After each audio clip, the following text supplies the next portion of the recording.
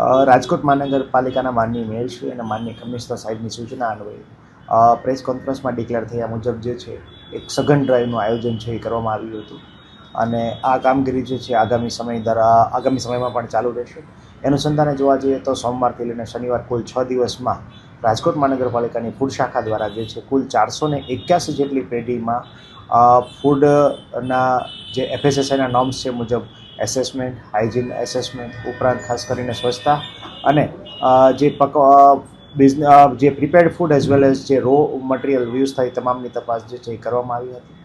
એમાં જોવા જઈએ 481 પેઢીમાં ક્યાંક ને ક્યાંક વત્તા ઓછા પ્રમાણમાં જોવા જઈએ તો મોટી રેસ્ટોરન્ટ, ફૂડ હોકર્સ ઝોન ઉપરાંત જોવા જઈએ તો મોટી હોટલ્સના કિચન્સ પણ આપણે ઇન્વોલ્વ કરેલા હતા. આમાં રેસ્ટોરન્ટ નાની મોટી અને ઉપરાંત જે છે મલ્ટીનેશનલ કંપનીઝ ધરાવતા પિઝા પાર્લર્સનો પણ સમાવેશ થાય છે.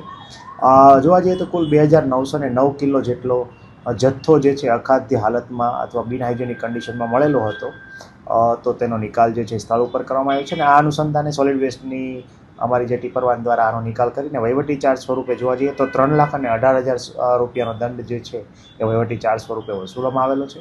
આ ઉપરાંત 131 જેટલી પેઢીને હાઇજીન બાબત માટેની જે નોટિસ જે છે આ પૈકી ઇસ્યુ કરવામાં આવી છે અને કુલ 4 જે પેઢી જે છે એને સીલ જે છે એ કરવામાં આવ્યા છે. અત્યારે અમે કોમોડિટી વાઇઝ જે છે એ લીધું છે. હાલ જે છે રેસ્ટોરન્ટ, હોટલ્સના અને ખાસ કરીને હોકર્સ ઝોનની જે પેઢીઓ ખાસ કરીને ફૂડ બિઝનેસ ઓપરેટર્સને લીધેલા છે. આગામી સમયમાં આ પેઢીમાં વિસ્તારિત સ્વરૂપે જોવા જઈએ તો વિવિધ પ્રકારની કોમોડિટીઝ જે છે એ ઇન્વોલ્વ કરવામાં આવશે.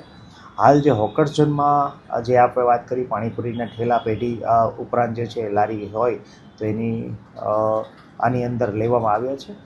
પરંતુ ખાસ કરીને સ્પેસિફિકલી જે રોડ રસ્તા ઉપર હોય એ દાખલા તરીકે લલોડી વોકળીમાં જ્યાં પાણીપુરીનું પાણી ઉપરાંત જે છે પૂરી બનાવવાનું વિવિધ એકમો કાર્યરત છે તેની તપાસ પણ આગામી સમયમાં કરવામાં આવશે.